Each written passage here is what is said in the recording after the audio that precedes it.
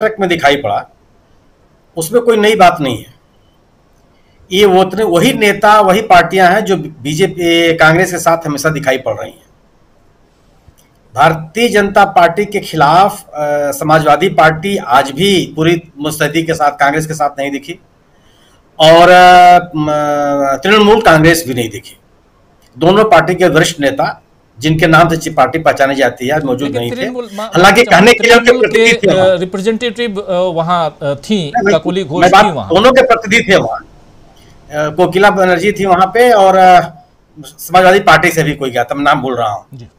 सवाल ये नहीं, वो जितने लोग दिखाई पड़े हैं आज, सभी लोग कांग्रेस के साथ लगातार हैं, और विपक्षी एकता के लिए कांग्रेस के साथ जो पहल की जाए, शरद पवार साहब पहले से ही हैं, नीतीश कुमार जी उस पूरी मुहिम को चला ही रहे हैं, तेजस्वी उनके साथ दिखाई पड़ रहे हैं, तमाम जितने नेता दिखाई पड़ रहे हैं सब कांग्रेस के साथ हैं, और कांग्रेस के साथ मिलकर के भारतीय जनता पार्टी का मुकाबला करने के लिए लगातार दिखाई पड़ रहे हैं। लेकिन अगर मेरी चिंता यह नहीं है, मेरे जो मेरी अपनी समझ है उसमें यह है कि अगर अखिलेश यादव नहीं भी दिखाई पड़ते तो ऐसा नहीं है कि वो अगर कांग्रेस की पहल को उत्तर प्रदेश में कमजोर कर देंगे। यहां ममता बनर्जी अगर नहीं दिखाई पड़ती है तो बंगाल में भारतीय जनता पार्टी की विरोध की पहल कमजोर हो जाएगी। दोनों के उदाहरण सामने हैं। अगर अभी जो दोनों उपचुनाव हुए, दोनों उपचुनाव में दिखाई पड़ा कि जिस तरीके से ये दल भारतीय जनता पार्टी के विरोध में लोग इकट्ठे हुए, भारतीय जनता पार्टी के खिलाफ लोगों ने मतदान किया और कांग्रेस के पक्ष में मतदान किया, क्योंकि कांग्रेस अकेली पार्टी है जो नजर आई लोगों को, जो भारतीय जनता पार्टी से जूझती हुई नजर आई। मुर्शिदाबाद का जो चुनाव था पश्चिम बंगाल में 2005 के बाद पहली बार वहां तृणमूल कांग्रेस कोई भी उपचुनाव हारी है, अन्यथा कभी कोई उपचुनाव हारी नहीं थी। उत्तर प्रदेश में खतौली का उपचुनाव इस बात का जो चुनाव हुआ, और उस चुनाव में जो मतदान का पैटर्न था, यह बताता है कि किस तरीके से लोग भारतीय जनता पार्टी के खिलाफ हैं, और भारतीय जनता पार्टी के खिलाफ उस दल समूह के साथ खड़े होने के लिए तैयार हैं जो भारतीय जनता पार्टी से लड़ती हुई, जूझती हुई, उसके साथ आंख से आंख मिलाकर के जूझती हुई दिखाई पड़ रही है। अगर अखिलेश यादव, कोई दो राय नहीं है इसमें कि आज की तारीख में उत्तर प्रदेश में अखिलेश यादव एक बड़ी पार्टी है, समाजवादी पार्टी भारतीय जनता पार्टी से लड़ती हुई अकेली पार्टी दिखाई पड़ रही है।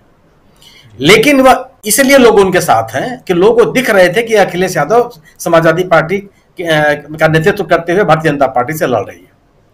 लेकिन अगर लड़ाई का तरीका यह है कि जहां पे अन्य दल इकट्ठे होंगे और आप वहां पे नहीं दिखाई पड़ेंगे, तो वह बड़ा समूह आपको छोड़ के चला जाएगा। वो इस बात का इंतजार नहीं करेगा कि आप कहां पे हैं। और लोगों ने यह विभिन्न उपचुनाव में अगर मैनपुरी का चुनाव क्यों आप जीत गए, कि सभी के सभी जो भारतीय जनता पार्टी विरोधी मतदाता थे, किसी भी दल विशेष के रहे हों, वो सब ने मिलकर के समाजवादी पार्टी का साथ दिया। और हर विधानसभा क्षेत्र में, जिन विधानसभा क्षेत्रों में, मैनपुरी लोकसभा क्षेत्र के सभी विधानसभा सेगमेंट्स में भारतीय जनता पार्टी हारी, उन विधानसभा क्षेत्रों में भी हारी जहां पे भारतीय जनता पार्टी के एमएलए हैं और वो मंत्री भी हैं। गोया कि अगर आप भारतीय जनता पार्टी से लड़ते हुए नहीं देखेंगे तो वह मतदाता आपके साथ नहीं जाएगा जो भारतीय जनता पार्टी के विरोध में है। आपका कमिटेड मतदाता हो सकता है आपके साथ हो, लेकिन आप कमिटेड मतदाताओं के भरोसे चुनाव नहीं जीत सकते, ये संभव नहीं है।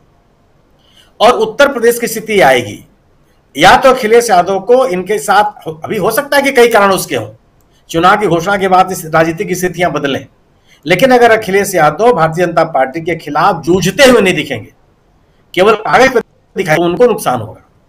और आज का जो भारतीय जनता पार्टी के विरोधी आज जो मतदाता है विभिन्न लोकसभा क्षेत्रों में, विधानसभा क्षेत्रों में, या तो भारतीय जनता पार्टी के साथ है या भारतीय जनता पार्टी के खिलाफ है, दलों में बटा हुआ नहीं है। दलों के प्रतिबद्ध मतदाता उनके साथ हैं, लेकिन वो दलों में बटा हुआ मतदाता नहीं है।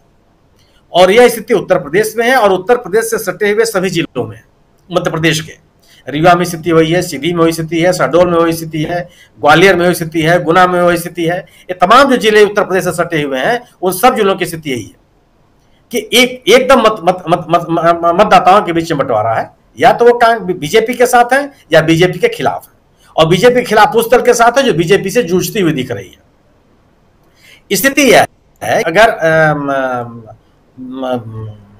जो कर्नाटक में आपको दिखाई पड़ा, कर्नाटक में ममता पर तृणमूल कांग्रेस की उपस्थिति और समाजवादी पार्टी की उपस्थिति एक सुखद संदेश है।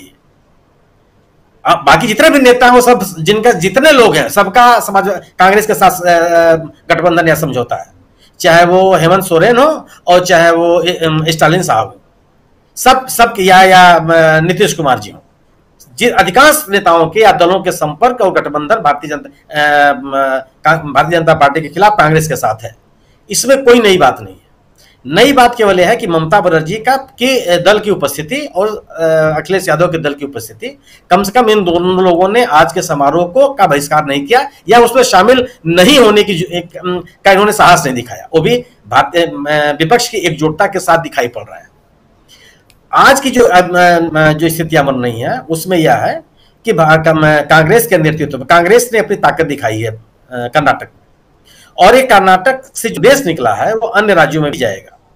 अब जैसे छत्तीसगढ़ में मेरे जैसे व्यक्ति की समझ यह है कि कांग्रेस वहां पे भारतीय जनता पार्टी को कड़ी चुनौती देते हुए की स्थिति में है, और अगर स्थितियां ठीक ऐसे दिखाई पड़ी जो समान दिखाई पड़ रही है अभी तक, उसमें वह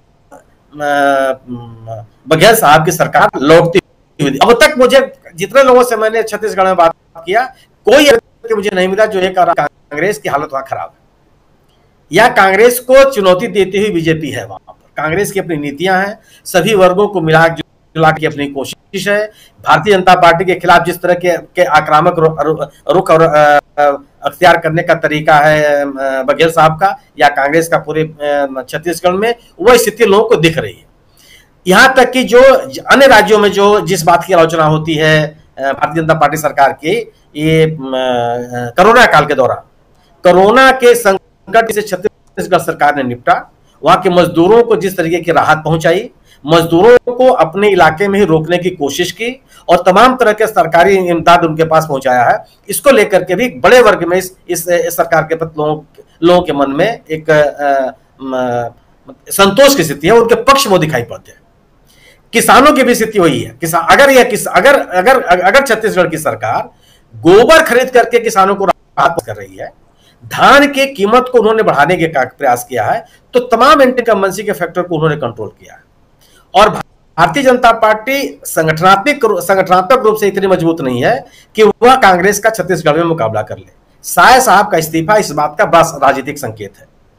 मध्य प्रदेश की स्थिति वही है। मध्य प्रदेश की स्थिति है कि अगर कांग्रेस पिछली बार की जो सरकार थी, जिस सरकार को हटा करके आज मध्य प्रदेश में चौहान साहब की सरकार चल रही, ये छिनी हुई सरकार, लूटी हुई सरकार इसको कह सकते हैं आप राजनीतिक भाषा में। लोगों ने जनादेश नहीं दिया था भारतीय जनता पार्टी को कि आप वहां पे सत्ता में आए, या किस तरीके से आप लोगों का इस्तीफा दिला करके तमाम तरह की चीजें करके आप ये इसका संदेश डाउन द लाइन बहुत बढ़िया नहीं है।